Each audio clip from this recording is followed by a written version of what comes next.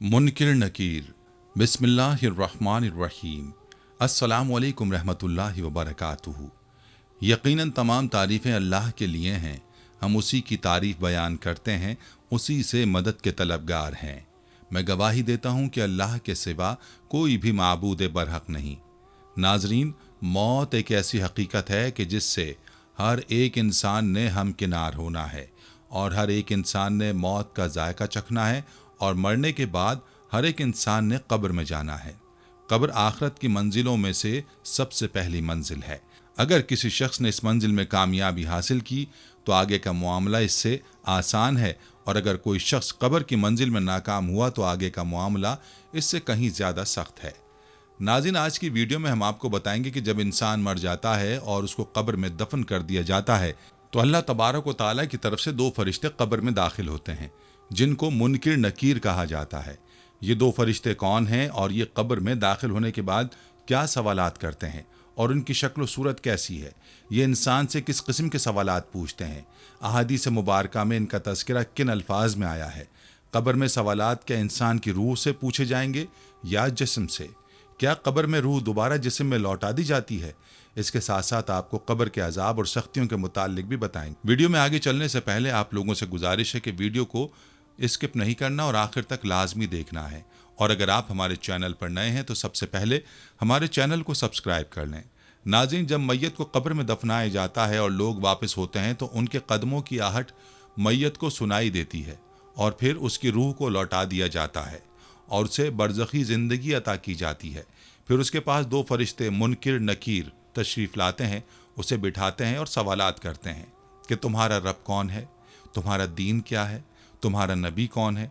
अगर मुसलमान है तो सारे सवालों का जवाब बआसानी देता है, लेकिन अगर खुदा न खास्ता काफिर है तो हर सवाल के जवाब में यही कहता है कि मुझे नहीं मालूम है। फिर उनसे सवाल जवाब के मुताबिक उनका मकाम क़यामत तक के लिए जन्नत या जहन्नुम दिखलाया जाता है। हज़रत उमर रज़ी अल्लाह अन्हु फरमाते हैं कि हुज़ूर अकरम सल्लल्लाहु अलैहि वसल्लम ने मुझसे फरमाया, ऐ उमर, तुम्हारा उस वक्त क्या हाल होगा जब तुम 4 हाथ लंबी और 2 हाथ चौड़ी ज़मीन यानी कब्र में होगे और तुम मुनकिर नकीर को देखोगे। मैंने अर्ज़ किया, या रसूल अल्लाह सल्लल्लाहु अलैहि वसल्लम, मुनकिर नकीर कौन है? हुज़ूर सल्लल्लाहु अलैहि वसल्लम ने फरमाया, ये कब्र में इम्तहान लेने वाले 2 फरिश्ते हैं जो कब्र को अपने दांतों से कुरेदेंगे और उनके बाल इतने लंबे होंगे वो अपने बालों को रोनते हुए आएंगे और उनकी आवाज़ ज़ोरदार गरज की तरह होगी और उनकी आंखें उचकने वाली बिजली की तरह चमक रही होंगी। उन दोनों के पास एक बड़ा हथौड़ा होगा और सारे ज़मीन वाले मिलकर उसे ना उठा सकें।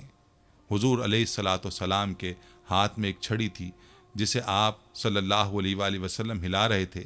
आप सल्लल्लाहु अलैहि वसल्लम ने उसकी तरफ इशारा करते हुए फरमाया, लेकिन उन दोनों के लिए उसे उठाना मेरी छड़ी से भी ज़्यादा आसान होगा। वो दोनों तुम्हारा इम्तहान लेंगे। अगर तुम जवाब ना दे सके या तुम लड़खड़ा गए तो फिर वो तुम्हें हथौड़ा इस ज़ोर से मारेंगे कि तुम राख बन जाओगे। मैंने कहा, या रसूल अल्लाह सल्लल्लाहु अलैहि वसल्लम, क्या उस वक्त मैं अपनी इसी हालत पर होऊंगा? हुज़ूर सल्लल्लाहु अलैहि वसल्लम ने फरमाया, हाँ। मैंने कहा, फिर मैं उन दोनों से निमट लूँगा। एक रिवायत में उसके बाद ये है कि हुज़ूर सल्लल्लाहु अलैहि वसल्लम ने फरमाया, उस ज़ात की कसम है जिसने मुझे हक़ देकर भेजा है, मुझे हज़रत जिब्रील अलैहिस्सलाम ने बताया है कि वो दोनों तुम्हारे पास आएंगे और तुमसे सवाल करेंगे तो तुम जवाब में कहोगे कि मेरा रब अल्लाह है। तुम बताओ, तुम दोनों का रब कौन है? और हज़रत मोहम्मद सल्लल्लाहु अलैहि वसल्लम मेरे नबी सल्लल्लाहु अलैहि वसल्लम है। तुम दोनों के नबी कौन हैं? और इस्लाम मेरा दीन है, तुम दोनों का दीन क्या है? इस पर वो दोनों कहेंगे, देखो क्या अजीब बात है, हमें पता नहीं चल रहा कि हमें तुम्हारे पास भेजा गया है या तुम्हें हमारे पास भेजा गया है। अब्दुल वाहिदुल मुक़द्दसी फ़ी किताबुत तफ़सीर। इसी तरह एक और जगह पर सैयदना अबू हुरैरा रज़ी अल्लाहु अन्हु से रिवायत है कि रसूलुल्लाह सल्लल्लाहु अलैहि वसल्लम ने फरमाया, जब मैयत को दफन कर दिया जाता है तो उसके पास सियाह रंग के और नीलगों आँखों वाले 2 फरिश्ते आते हैं। एक को मुनकिर और दूसरे को नकीर कहा जाता है। वो उससे सवाल करते हैं, तू उस शख्सियत मोहम्मद सल्लल्लाहु अलैहि वसल्लम के बारे में क्या कहता है? वो जवाब देता है, जैसे वो दुनिया में कहता था कि वो अल्लाह के बंदे और रसूल हैं। मैं गवाही देता हूँ कि अल्लाह ही माबूद व बरहक है और मोहम्मद सल्लल्लाहु अलैहि वसल्लम उसके बंदे और रसूल हैं। ये जवाब सुनकर फरिश्ते कहते हैं, हमें इल्म था कि तू यही जवाब देगा। پھر اس کی قبر 70 مربع ہاتھ تک وسیع اور منور کر دی جاتی ہے اور اسے کہا جاتا ہے کہ سو جا۔ وہ آگے سے کہتا ہے اگر تم مجھے جانے دو تو میں اپنے کنبے کی طرف لوٹ کر انہیں حقیقت حال اور انجام خیر سے آگاہ کرنا چاہتا ہوں، لیکن وہ کہتے ہیں تو اس دلہن کی نیند سو جا جسے جگانے والا اس کا محبوب ترین فرد ہوتا ہے۔ اللہ تعالیٰ ہی ایسے شخص کو اس کی آرام گاہ سے اٹھائیں گے۔ اگر یہ دفن ہونے والا منافق ہو تو فرشتوں کے سوال کے جواب میں کہتا ہے میں لوگوں کی طرح کچھ کہہ تو دیتا تھا لیکن اب مجھے علم نہیں۔ فرشتے کہتے ہیں ہمیں تیرے اس جواب کا علم تھا۔ سو زمین کو حکم دیا جاتا ہے کہ اس پر تنگ ہو جا، بس وہ اتنی تنگ ہو جاتی ہے کہ اس کی پسلیاں ایک دوسرے میں پیوست ہو جاتی ہیں۔ ایسا شخص اسی عذاب میں مبتلا رہے گا حتیٰ کہ اللہ تعالیٰ اسے اسی مقام سے اٹھائے گا۔ حضرت برہ بن عازب رضی اللہ عنہما سے روایت ہے، وہ فرماتے ہیں ہم لوگ رسول اللہ صلی اللہ علیہ وآلہ وسلم کے ساتھ کسی انصاری آدمی کے جنازے میں نکلے، پس ہم قبر پر جا پہنچے جو ابھی لحد نہیں بنائی گئی تھی۔ رسول اللہ صلی اللہ علیہ وآلہ وسلم وہاں بیٹھ گئے اور آپ کے ارد گرد ہم بھی ادب کے ساتھ خاموشی سے بیٹھ گئے، گویا کہ ہمارے سروں پر پرندے بیٹھے ہیں۔ آپ کے ہاتھ میں ایک لکڑی تھی جس سے آپ زمین کورید رہے تھے۔ آپ صلی اللہ علیہ وآلہ وسلم نے اپنا سر مبارک اٹھایا اور 2-3 مرتبہ فرمایا کہ اللہ کی پناہ مانگو عذاب قبر سے۔ آگے روایت میں ہے کہ پھر مرنے والے کے پاس 2 فرشتے آتے ہیں، اسے بٹھاتے ہیں، اس سے پوچھتے ہیں کہ تیرا رب کون ہے؟ وہ کہتا ہے میرا رب اللہ ہے۔ وہ کہتے ہیں تیرا دین کیا ہے؟ وہ کہتا ہے میرا دین اسلام ہے۔ وہ دونوں کہتے ہیں کہ یہ کون صاحب ہے جو تمہارے درمیان بھیجے گئے تھے؟ وہ کہتا ہے کہ یہ رسول اللہ صلی اللہ علیہ وآلہ وسلم ہے۔ وہ دونوں کہتے ہیں کہ تمہیں کیسے معلوم ہوا؟ وہ کہتا ہے کہ میں نے اللہ کی کتاب میں پڑھا ہے، اس پر ایمان لایا اور اس کی تصدیق کی۔ پھر اللہ کی طرف سے ایک آواز لگانے والا آواز لگاتا ہے کہ میرے بندے نے سچ کہا، پس اس کے لیے جنت کا بستر بچھا دو اور اس کے لیے جنت میں ایک دروازہ کھول دو اور اسے جنت کے کپڑے پہنا دو۔ فرمایا کہ جنت کی ہوا اور خوشبو اس کے پاس آتی ہیں اور اس کی قبر حد نگاہ تک کشادہ کر دی جاتی ہے۔ اور فرمایا کہ کافر جب مرتا ہے اس کی روح کو جسم میں لوٹا دیا جاتا ہے، 2 فرشتے اس کے پاس آتے ہیں، اسے بٹھلاتے ہیں، اس سے کہتے ہیں کہ تیرا رب کون ہے؟ وہ کہتا ہے کہ ہائے ہائے میں نہیں جانتا۔ وہ کہتا ہے کہ یہ آدمی کون ہے جو تم میں بھیجے گئے تھے؟ وہ کہتا ہے کہ ہائے ہائے میں نہیں جانتا۔ بس آسمان سے ایک منادی آواز لگاتا ہے کہ اس نے جھوٹ بولا، اس کے لیے آگ کا بستر بچھا دو، آگ کا لباس پہنا دو اور جہنم کا ایک دروازہ اس کی قبر میں کھول دو۔ فرمایا کہ جہنم کی گرمی اور گرم ہوا اس کے پاس آتی ہے اور اس کی قبر اس قدر تنگ کر دی جاتی ہے کہ اس کی پسلیاں ایک دوسرے میں پیوست ہو جاتی ہیں۔ جریر کی حدیث میں اضافہ ہے کہ پھر اس پر ایک اندھا بہرا فرشتہ، یعنی جو کسی کی فریاد نہیں سنتا، مقرر کر دیا جاتا ہے اور اس کے پاس لوہے کا ایسا گرز ہوتا ہے جو اگر پہاڑ پر دے مارا جائے تو پہاڑ ریزہ ریزہ ہو جائے۔ فرمایا کہ وہ گرز اس مردے پر مارتا ہے، اس کی مار کی آواز مشرق سے مغرب کے درمیان ہر چیز سنتی ہے سوائے جن و انس کے، اور وہ مردہ بھی مٹی ہو جاتا ہے۔ پھر اس میں روح دوبارہ ڈالی جاتی ہے۔ منکر نکیر کے متعلق ایک اور روایت ہے کہ حضرت ابو ہریرہ رضی اللہ عنہ کہتے ہیں کہ ایک جنازے میں ہم نبی صلی اللہ علیہ وآلہ وسلم کے ساتھ تھے۔ جب ہم اس کی تدفین سے فارغ ہوئے اور لوگ واپس جانے لگے تو آپ صلی اللہ علیہ وآلہ وسلم نے ارشاد فرمایا اب یہ تمہارے واپس پلٹنے پر تمہارے جوتوں کی آواز سنے گا۔ اس کے پاس منکر اور نکیر آئے ہیں جن کی آنکھیں تانبے کے دیگچی کی برابر ہیں، دانت گائے کے سینگ کی طرح ہیں اور ان کی آواز بجلی کی طرح گرجدار ہے۔ وہ دونوں اس کو بٹھائیں گے اور پوچھیں گے تم کس کی عبادت کرتے تھے اور تمہارا نبی کون تھا؟ اسے طبرانی نے روایت کیا ہے۔ حضرت برہ رضی اللہ عنہ روایت کرتے ہیں کہ نبی اکرم صلی اللہ علیہ وآلہ وسلم نے مومن آدمی کی موت کا ذکر کرتے ہوئے فرمایا پھر اسے اس کی جگہ یعنی قبر میں لوٹا دیا جاتا ہے۔ پھر اس کے پاس منکر نکیر آتے ہیں، اپنے دانتوں سے زمین اکھیڑتے ہیں، اپنے بالوں سے زمین رونتے ہیں اور مومن آدمی کو بٹھا دیتے ہیں اور پوچھتے ہیں اے فلاں تمہارا رب کون ہے؟ اور کافر کا ذکر کرتے ہوئے آپ صلی اللہ علیہ وآلہ وسلم نے ارشاد فرمایا منکر اور نکیر اس کے پاس آتے ہیں، اپنے دانتوں سے زمین اکھیڑتے ہیں اور اپنے بڑے بڑے ہونٹوں سے زمین رگیدتے ہوئے، ان کی آواز گرجتے ہوئے بادلوں کی طرح ہوتی ہے اور ان کی آنکھوں میں چوندھیاں دینے والی چمک ہوتی ہے۔ وہ کافر کو اٹھا کر بٹھا دیتے ہیں اور اسے پوچھتے ہیں اے فلاں بتا تیرا رب کون ہے؟ اسے احمد اور بہقی نے روایت کیا ہے۔ حضرت ابو ہریرہ رضی اللہ عنہ سے روایت ہے کہ نبی اکرم صلی اللہ علیہ وآلہ وسلم نے فرمایا میت جب قبر میں دفن کی جاتی ہے تو وہ پسماندگان کے واپس لوٹتے وقت جوتوں کی آواز سنتی ہے۔ اگر میت مومن ہو تو اسے قبر میں کہا جاتا ہے کہ بیٹھ جاؤ، وہ بیٹھ جاتا ہے اور اسے سورج غروب ہوتا دکھایا جاتا ہے اور پوچھا جاتا ہے کہ وہ شخص جو بہت پہلے تمہارے ہاں مابوس ہوئے ان کے بارے میں تم کیا کہتے ہو اور ان کے بارے میں کیا گواہی دیتے ہو؟ مومن آدمی کہتا ہے کہ ذرا بیٹھو، مجھے نماز اثر ادا کرنے دو، سورج غروب ہونے والا ہے۔ فرشتے کہتے ہیں بے شک تو دنیا میں نماز پڑھتا رہا ہے، ہم جو بات پوچھ رہے ہیں اس کا ہمیں جواب دو۔ بتاؤ وہ شخص جو بہت پہلے تمہارے درمیان مبعوث کیے گئے ان کے بارے میں تم کیا کہتے ہو اور کیا گواہی دیتے تھے؟ مومن آدمی کہتا ہے کہ وہ حضرت محمد صلی اللہ علیہ وآلہ وسلم ہیں۔ میں گواہی دیتا ہوں کہ اللہ کے رسول ہیں اور اللہ کی طرف سے حق لے کر آئے ہیں۔ تب اسے کہا جاتا ہے کہ اسی عقیدے پر تو زندہ رہا، اسی پر مرا اور انشاءاللہ اسی عقیدے پر اٹھے گا۔ پھر جنت کے دروازوں سے ایک دروازہ اس کے لیے کھول دیا جاتا ہے اور اسے بتایا جاتا ہے کہ جنت میں یہ تمہارا محل ہے اور جو کچھ اللہ نے جنت میں تمہارے لیے تیار کر رکھا ہے وہ بھی دیکھ لو۔ یہ سب کچھ دیکھ کر اس کے شوق اور لذت میں اضافہ ہو جاتا ہے۔ پھر اس کی قبر 70 ہاتھ یعنی 105 فٹ 35 میٹر کھلی کر دی جاتی ہے اور اسے منور کر دیا جاتا ہے۔ اس کے جسم کو پہلے والی حالت میں لوٹا دیا جاتا ہے یعنی اسے سلا دیا جاتا ہے اور اس کی روح کو پاکیزہ اور خوشبودار بنا دیا جاتا ہے اور یہ پرندے کی شکل میں جنت کے درختوں پر اڑتی پھرتی ہے۔ قبر میں مومن کا نیک انجام اللہ تعالیٰ کے اس ارشاد کی تفسیر ہے۔ اللہ تعالیٰ اہل ایمان کو کلمہ طیبہ کی برکت سے دنیا اور آخرت کی زندگی یعنی قبر میں ثابت قدمی عطا فرماتے ہیں۔ ناظرین، ان روایات کے ساتھ آپ کو یہ بھی بتاتے چلیں کہ منکر نکیر کا حلیہ کیسا ہوگا۔ تو ناظرین، مردے کے پاس منکر نکیر نامی دو ایسے فرشتے آتے ہیں جن کی آنکھیں نیلی اور لٹکتے گھنگریالے بال، نہایت ڈراؤنی اور ہیبت ناک شکل، بدن کا رنگ سیاہ، گائے کے سینگوں کی طرح لمبے لمبے دانتوں سے زمین چیرتے ہوئے آتے ہیں، مردے کو جھنجھوڑتے ہیں، جھڑک کر اٹھاتے ہیں اور نہایت سختی کے ساتھ کرخت آواز میں سوالات کرتے ہیں۔ حضرت حکیم ترمذی علیہ رحمۃ اللہ علیہ فرماتے ہیں انہیں منکر نکیر اس لیے کہتے ہیں کہ ان کی شکلیں انسانوں، دیگر فرشتوں، چوپایوں اور کیڑے مکوڑوں سے بالکل جدا ہیں۔ مومنین کے لیے بطور عزت اللہ پاک ان کی صورت دیکھنے اور ثابت قدم رہنے کے لائق بنا دیتا ہے اور قیامت سے قبل برزخ میں ہی منافق کی ذلت اور اس کا پردہ چاک کرنے کے لیے وہ پہلی صورت ہوتی ہے تاکہ منافق کے لیے یہاں بھی عذاب ہو۔ ناظرین، یہاں منکر نکیر کے متعلق بات کرنے کے بعد آپ کو عیادہ روح کے متعلق بتاتے چلیں کہ عیادہ روح سے ہماری مراد قبر میں منکر نکیر کے سوالات کے وقت میت کی طرف اس کی روح کا لوٹایا جانا ہے، اور علماء اہل سنت والجماعت کا بھی یہی مذہب ہے کہ دفنانے کے بعد میت کی طرف اس کی روح کو سوال و جواب کے وقت لوٹا دیا جاتا ہے۔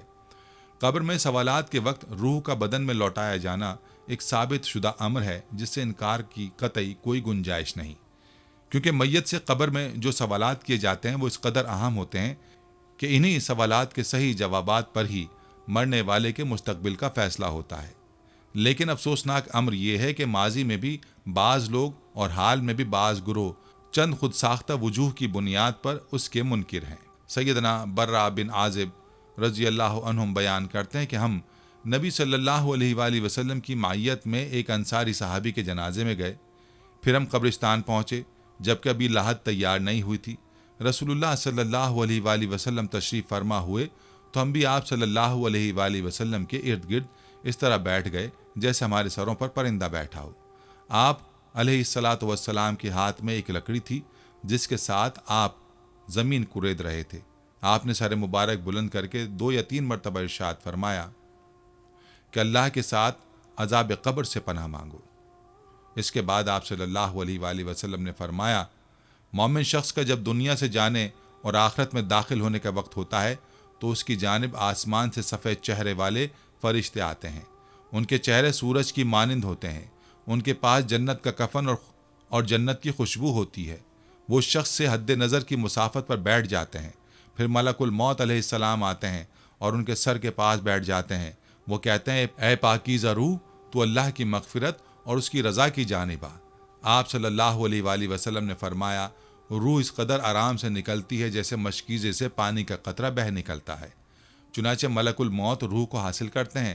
جب وہ اسے لے لیتے ہیں تو دوسرے فرشتے اس روح کو ان کے ہاتھ سے آنکھ جھپکانے کے برابر عرصے تک نہیں رہنے دیتے، یہاں تک کہ اس روح کو ان سے حاصل کرتے ہیں، پھر اس کو جنتی کفن اور جنتی خوشبو میں لپیٹ لیتے ہیں اور اسے زمین میں پائی جانے والی کستوری کی نہایت عمدہ مہک کی طرح خوشبو پھیلتی ہے۔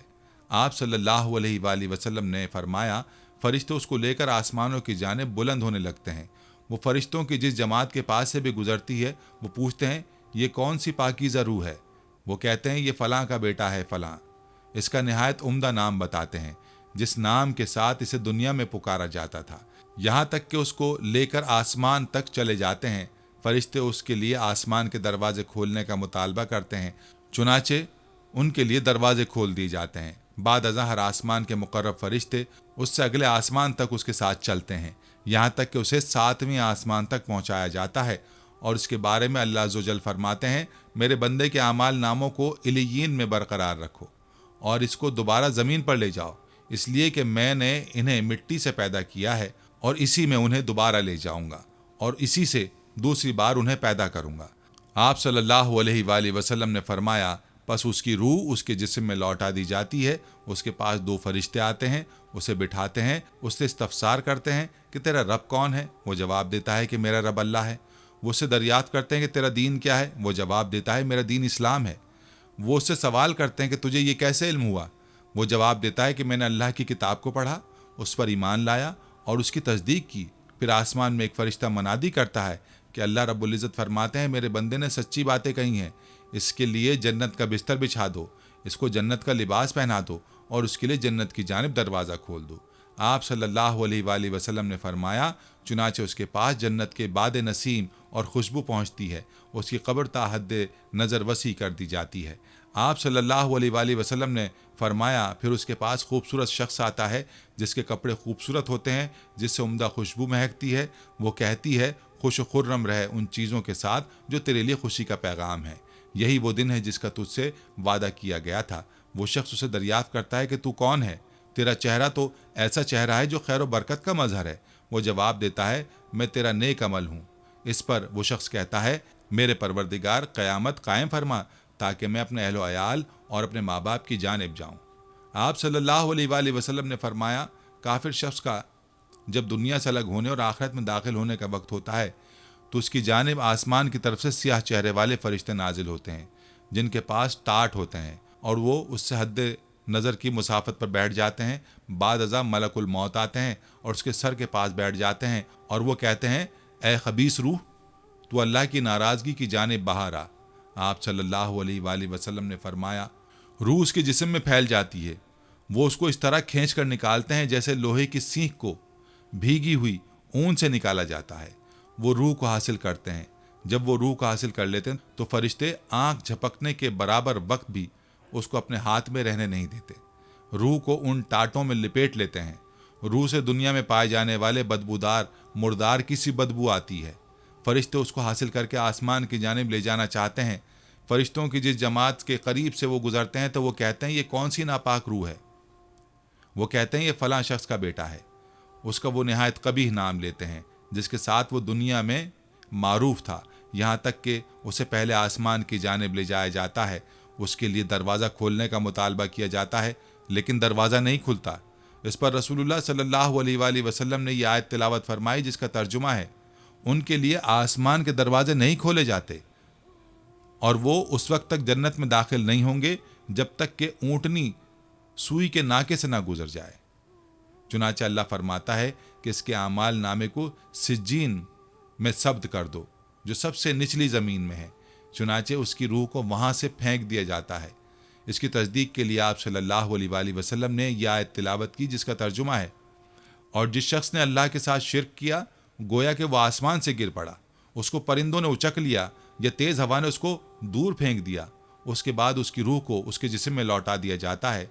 उसके पास 2 फरिश्ते आते हैं, वो उसको बिठाते हैं और दरियाफ्त करते हैं, तेरा रब कौन है। वो जवाब देता है, हाय हाय मुझको कुछ मालूम नहीं। फिर उससे दरियाफ्त करते हैं, तेरा दीन क्या है। फिर वो जवाब देता है, हाय हाय मुझे कुछ इल्म नहीं। वो उससे सवाल करते हैं, ये शख्स कौन था जो तुम में मबूस किया गया था। वो जवाब देता है, हाय हाय मुझे कुछ इल्म नहीं। चुनाचे आसमान से फरिश्ता मनादी करता है कि ये शख्स झूठा है, इसके लिए आग का फर्श बिछाओ, दोज़ख की जानिब से उसका दरवाज़ा खोलो। चुनाचे उसके पास उसकी गर्मी और तेज़ बू आती है। इस पर उसकी कब्र तंग हो जाती है, यहाँ तक कि कब्र में उसकी पसलियाँ आपस में यकजा हो जाती हैं और उसके पास एक शख्स आता है जिसका चेहरा नहायत बदसूरत होता है और लिबास नहायत खौफनाक। उससे बदबू आ रही होती। वो कहता है कि तुझे ऐसी चीज़ की बशारत हो जो तुझे गमनाक करेगी, जो तुझे غمناک کرے گی۔ یہ وہ دن ہے جس کا تجھ سے وعدہ کیا گیا تھا۔ وہ اس سے دریافت کرتا ہے تو کون ہے؟ تیرا چہرہ تو نہایت بدصورت ہے جس سے شر ظاہر ہو رہا ہے۔ وہ جواب دے گا میں تیرا خبیث عمل ہوں۔ پس وہ کہنا شروع کرے گا میرا پروردگار قیامت قائم نہ فرمانا۔ یہ حدیث صحیح ہے اور اس کے صحیح ہونے میں کوئی شک و شبہ نہیں۔ حضرات محدثین اور علماء کرام میں سے کسی ایک نے بھی اس حدیث کو ضعیف قرار نہیں دیا۔ اس بارے میں ایک اور حدیث بھی سنتے چلیں۔ سیدنا ابو ہریرہ رضی اللہ عنہ بیان کرتے ہیں کہ رسول اللہ صلی اللہ علیہ وآلہ وسلم نے فرمایا، جب کسی شخص کی موت قریب ہوتی ہے تو فرشتے اس کے قریب آتے ہیں۔ اگر فوت ہونے والا شخص صالح انسان ہے تو فرشتے کہتے ہیں اے پاک روح جو پاک جسم میں تھی باہر آ جا، تو قابل تعریف ہے۔ اللہ کی رحمت، اس کے عطیات اور ناراض نہ ہونے والے پروردگار سے خوش ہو جا۔ مسلسل اس کو یہ کلمات کہے جاتے ہیں یہاں تک کہ روح جسم سے باہر آ جاتی ہے۔ بعد ازاں روح کو آسمان کی جانب لے جایا جاتا ہے، اس کے لیے آسمان کا دروازہ کھول دیا جاتا ہے۔ روح دریافت کیا جاتا ہے کہ یہ کون روح ہے؟ فرشتے بتاتے ہیں کہ فلاں ہے۔ کہا جاتا ہے کہ پاکیزہ روح کے لیے خوش آمدید ہو جو پاک جسم میں رہی، جنت میں داخل ہو جا، تو تعریف کے لائق ہے اور تو اللہ کی رحمت، اس کے عطیات اور ایسے پروردگار سے ملاقات کے لیے خوش ہو جا جو تجھ پر ناراض نہیں۔ اسے مسلسل یہی کلمات کہے جاتے ہیں یہاں تک کہ روح اس آسمان تک پہنچ جاتی ہے جس میں اللہ ہے۔ لیکن جب برا شخص فوت ہوتا ہے تو فرشتہ کہتا ہے اے خبیث روح جو ناپاک جسم میں ہے، تو قابل مذمت ہے، باہر نکل، گرم پانی، پیپ اور اس قسم کے دیگر عذابوں کی بشارت قبول کر۔ اس کو مسلسل یہ کلمات کہے جاتے ہیں یہاں تک کہ روح باہر نکل آتی ہے۔ پھر اس کو آسمان کی جانب چڑھایا جاتا ہے، اس کے لیے دروازے کھولنے کا مطالبہ ہوتا ہے، دریافت ہوتا ہے یہ کون ہے؟ جواب میں بتایا جاتا ہے کہ یہ فلاں ہے۔ تو اس کے حق میں پیغام ملتا ہے خبیث روح کو خوش آمدید نہ ہو جو ناپاک جسم میں تھی، تو واپس چلی جا، تو قابل مذمت ہے، تیرے لیے آسمان کے دروازے نہیں کھل سکتے۔ چنانچہ اس روح کو آسمان سے پھینک دیا جاتا ہے، پھر وہ قبر میں لوٹ آتی ہے۔ سیدنا جابر بن عبداللہ رضی اللہ عنہ بیان فرماتے ہیں کہ میں نے رسول اللہ صلی اللہ علیہ وآلہ وسلم کو یہ فرماتے سنا، ابن آدم جس کام کے واسطے پیدا کیا گیا ہے اس سے بہت غافل ہے۔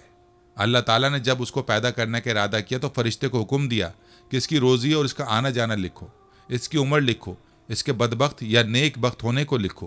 فرشتہ ان سب کو لکھ کر چلا جاتا ہے۔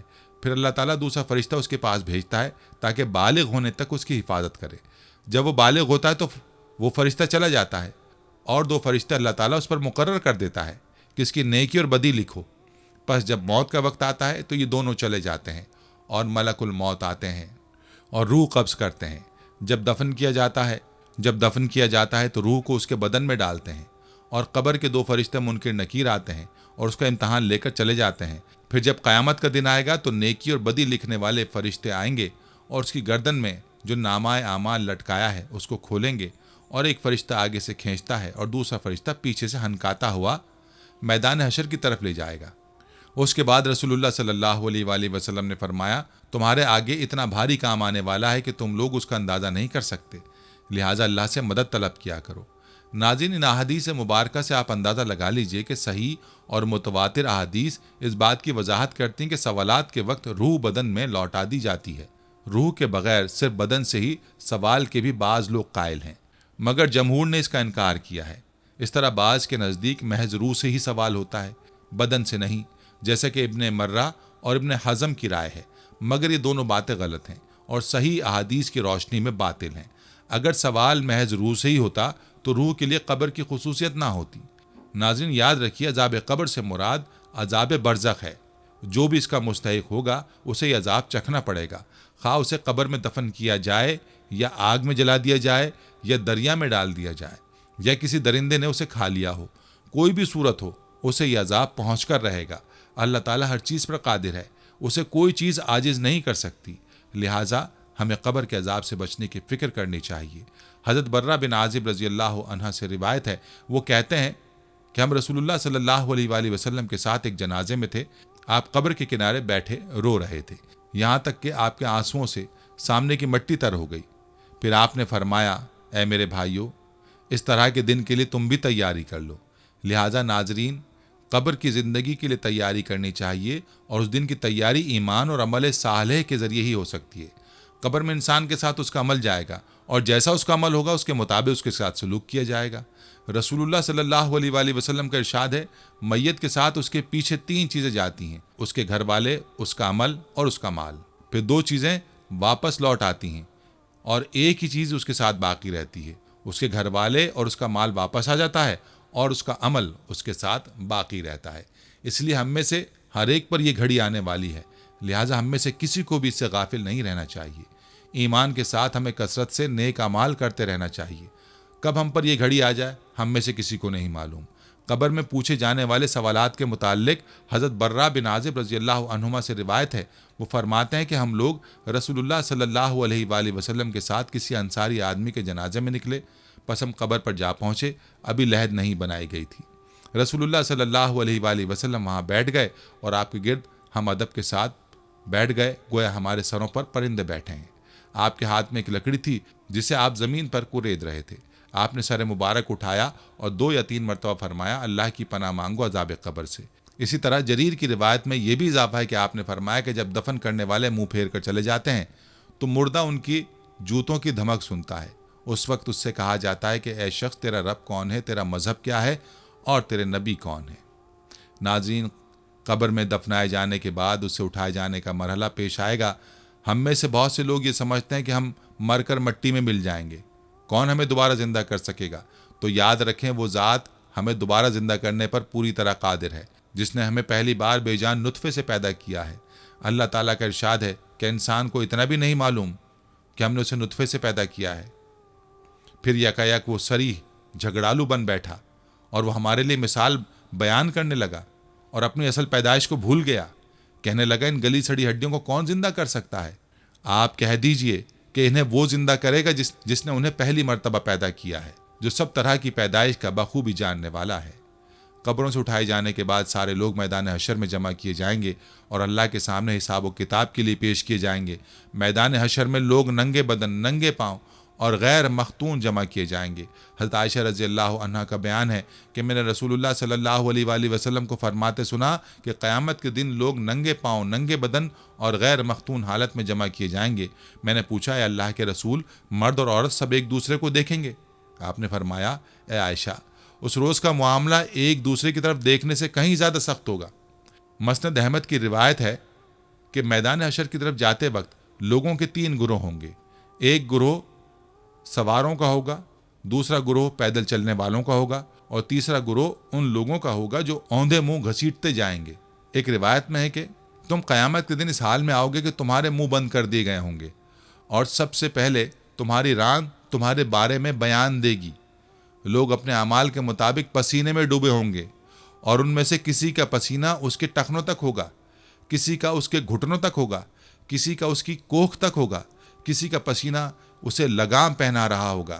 راوی بیان کرتا ہے کہ رسول اللہ صلی اللہ علیہ وآلہ وسلم نے اپنے منہ کی طرف اشارہ کیا، یعنی اس کے منہ تک پسینہ ہوگا۔ عبداللہ بن عمر رضی اللہ عنہ کی روایت میں ہے کہ اللہ تعالیٰ قیامت کے دن آسمان کو لپیٹ کر اپنے دائیں ہاتھ میں لے لے گا اور فرمائے گا، میں بادشاہ ہوں، کہاں ہیں ظالم و سرکشی کرنے والے اور کہاں ہیں تکبر کرنے والے؟ اس دن آنکھیں پھٹی کی پھٹی رہ جائیں گی۔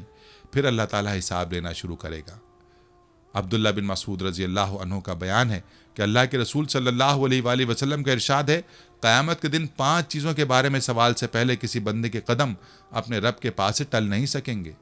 اس کی عمر کے بارے میں کہ اس نے اسے کہاں کھپایا، اس کی جوانی کے بارے میں کہ اس نے اسے کہاں گزارا، اس کے مال کے بارے میں کہ اس نے اسے کہاں کمایا اور کہاں خرچ کیا، اور اس کے علم کے بارے میں کہ اس نے اس پر کہاں تک عمل کیا۔ اللہ کے رسول صلی اللہ علیہ وآلہ وسلم فرماتے ہیں کافر قیامت کے دن بلایا جائے گا، اس سے پوچھا جائے گا کہ اگر تجھے زمین بھر کے سونا مل جائے تو کیا فدیے میں دے کر اپنی جان چھڑانا چاہے گا؟ وہ جواب دے گا ہاں۔ تو اس سے کہا جائے گا، تجھ سے تو اس سے کہیں زیادہ آسان چیز کا مطالبہ کیا گیا تھا۔ ایک روایت میں کہ اللہ تعالیٰ اس سے کہے گا، میں نے تو تجھ سے اس سے زیادہ آسان چیز کا مطالبہ کیا تھا جب تو آدم کی پشت میں تھا، میرے ساتھ کسی کو شریک مت کرنا، لیکن تو نہیں مانا، شرک کرتا رہا۔ حضرت ابو ہریرہ رضی اللہ عنہ کا بیان ہے کہ اللہ کے رسول صلی اللہ علیہ وآلہ وسلم کا ارشاد ہے، قیامت کے دن بندے کے اعمال میں سب سے پہلے نماز کا حساب لیا جائے گا۔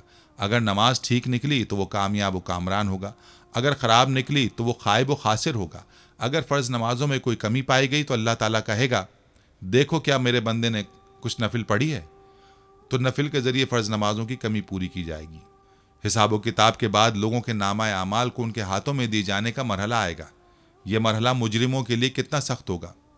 قرآن نے اس کا نقشہ ان الفاظ میں کھینچا ہے، اور نامہ اعمال سامنے رکھ دیے جائیں گے، پس تو دیکھے گا کہ گنہگار اس کی تحریر سے خوفزدہ ہو رہے ہوں گے اور کہہ رہے ہوں گے ہائے ہماری خرابی، یہ کیسی کتاب ہے جس نے کوئی چھوٹا بڑا بغیر گھیرے کے باقی نہیں چھوڑا، اور جو کچھ انہوں نے کیا تھا سب موجود پائیں گے، اور تیرا رب کسی پر ظلم و ستم نہ کرے گا۔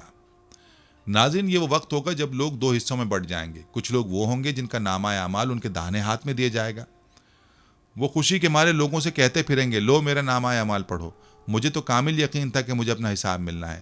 اور کچھ لوگ وہ ہوں گے جن کا نامہ اعمال ان کے بائیں ہاتھ میں دیا جائے گا، وہ مارے افسوس کے کہیں گے کاش کہ مجھے میری کتاب دی ہی نہ جاتی اور میں جانتا ہی نہ کہ حساب کیا ہے، کاش کہ موت میرا کام تمام کر دیتی، میرے مال نے بھی مجھے کچھ نفع نہ دیا، میرا غلبہ بھی مجھ سے جاتا رہا۔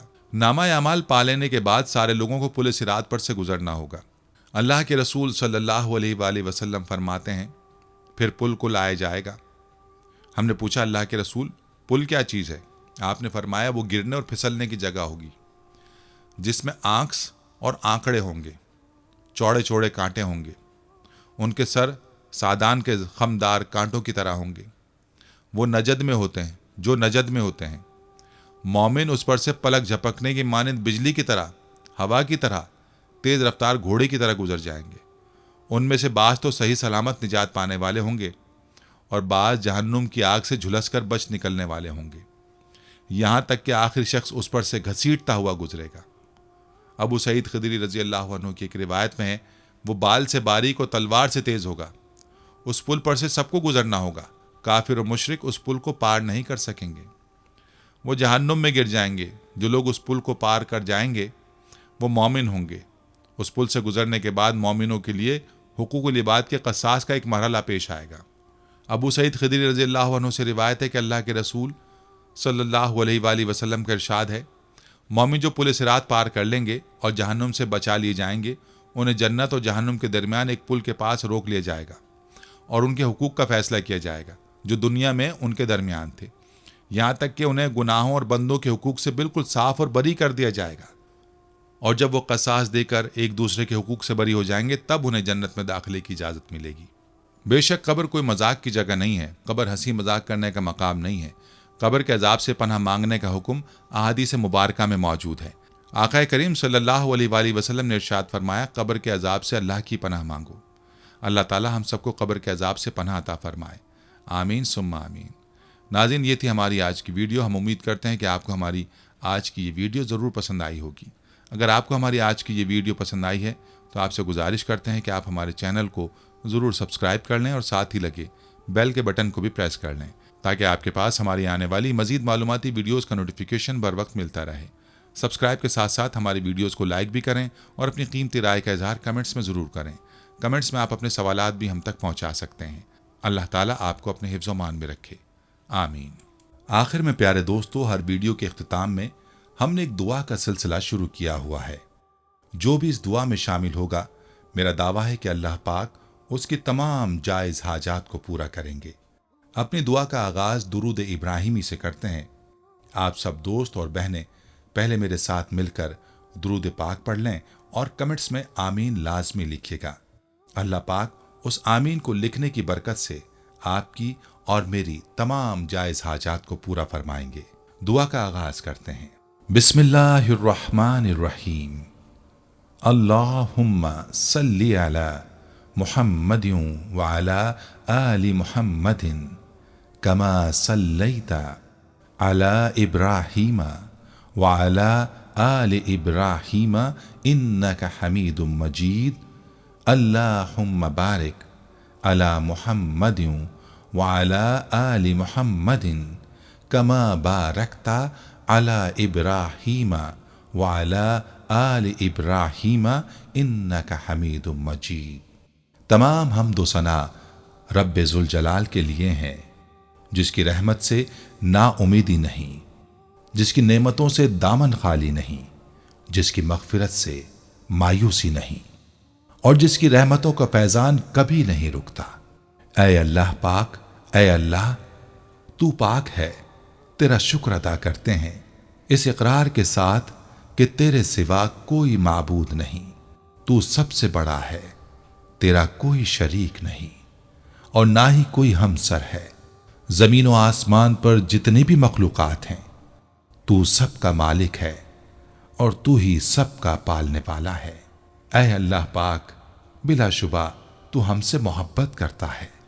यही वजह है कि तूने हमें ईमान की दौलत से नवाजा और हमें अपने महबूब सल्लल्लाहु अलैहि वालैहि वसल्लम का उम्मती बनाया। या अल्लाह, अपने प्यारे हबीब पाक सल्लल्लाहु अलैहि वालैहि वसल्लम के सदक़े हमारी जिंदगियों को पुरसुकून और आसान बना दे।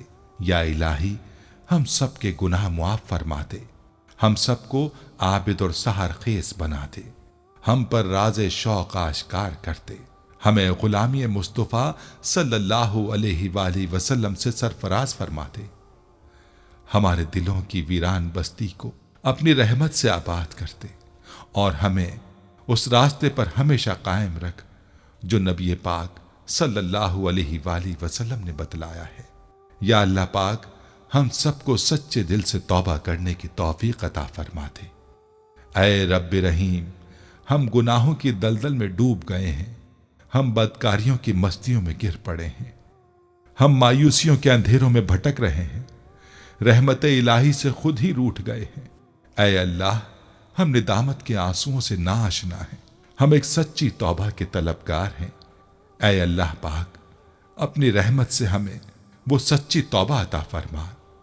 ऐ परवरदिगार, हमें हमारे वालिदैन को, हमारे अहल व अयाल को, हमारे आबा व अजदाद और हमारी आने वाली नस्लों को अपनी आफियत अता फरमा। हम सबको बेहिसाब रिज़्क़ अता फरमा, हम सबको हासिदों के हसद से बचा। दोनों जहानों के मालिक, जब हम थक जाएं तो हमें आराम पहुंचाना, जब मुश्किलें भर जाएं तो आसानी बन जाना, जब हम कमजोर पड़ जाएं तो हमारी ताकत बन जाना, जब हम दुख और तकलीफ में हों तो हमारा मरहम बन जाना, जब हम मायूस हो जाएं तो हमारा भरोसा और यकीन बन जाना, जब हम भूख से निढाल हो जाएं तो तेरी याद ही हमारी ग़िज़ा बन जाए, जब हर तरफ बेचैनियां भर जाएं तो ऐ पाक परवरदिगार हमारा सुकून बन जाना, जब हमारे अंदर मायूसी का अंधेरा भरने लगे तो उम्मीद की रोशनी बन जाना, जब हर चीज हमारे लिए नामुमकिन हो जाए तो हर चीज को अपने खास फजल करम से मुमकिन बना देना।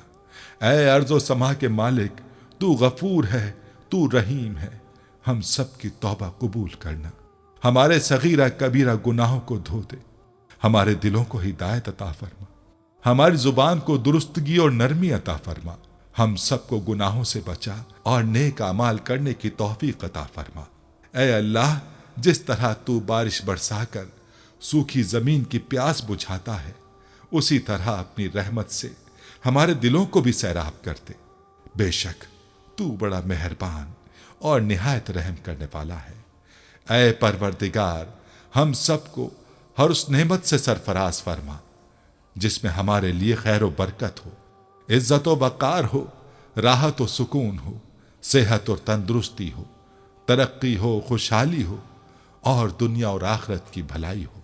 ऐ हमारे अल्लाह, हमारी जिंदगियों को मोहब्बत का उन्मान बना दे कि हम सबसे ज्यादा तुझसे मोहब्बत करें, तुझको फौकियत दें, तेरी इबादत करें, तेरा हुक्म माने, तेरे बताए हुए रास्ते पर चलते रहें यहां तक कि हमारी जिंदगी तमाम हो जाए और तू हमें अपने नूर से ढांप ले, वो नूर जो हमारे सीने को मुनव्वर कर दे, वो नूर जो कब्र को रोशन कर दे, वो नूर जो पुले सिरात पर रोशनी बन जाए।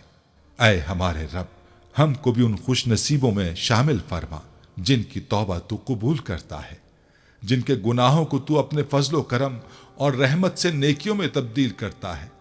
या अल्लाह, हमारे पास कोई अमल नहीं है, हमें सिर्फ तेरी रहमत का आसरा है। ऐ परवरदिगार, हमें अपनी रहमत में ढांप ले।